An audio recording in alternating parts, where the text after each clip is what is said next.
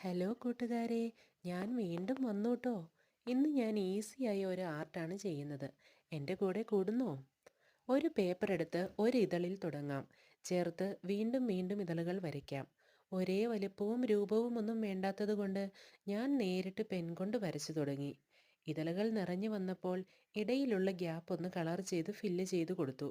അപ്പോൾ ഇതളുകൾ ഹൈലൈറ്റ് ചെയ്യപ്പെട്ടതുപോലെ ഇപ്പോൾ തന്നെ മനോഹരമായി. എന്നാലും അതിനുള്ളിൽ ഒരു കുഞ്ഞിതളും വരച്ച് അതിലും ഫില്ല് ചെയ്തു. ഇപ്പോൾ നോക്കിക്കേ, ഉയർന്നു നിൽക്കുന്ന ഇതളുകൾ ചുഴലിപ്പൂവ് പോലെ. നിങ്ങൾ കണ്ടിട്ടുണ്ടോ? എന്തൊരു ചന്തമാണല്ലേ. വളരെ എളുപ്പത്തിൽ ചെയ്തു തീർക്കാൻ പറ്റുന്നതാണ് ഈ ചിത്രം. ചെറിയ ശീലങ്ങൾ വലിയ സൗന്ദര്യം സൃഷ്ടിക്കുന്നതിൻ്റെ ഉദാഹരണമല്ലേ ഈ കലാരൂപം. നിങ്ങൾക്കിഷ്ടമായോ? കമൻറ്റ് ചെയ്യണേ. ലൈക്ക് ചെയ്യാനും സബ്സ്ക്രൈബ് ചെയ്യാനും മറക്കല്ലേ. താങ്ക്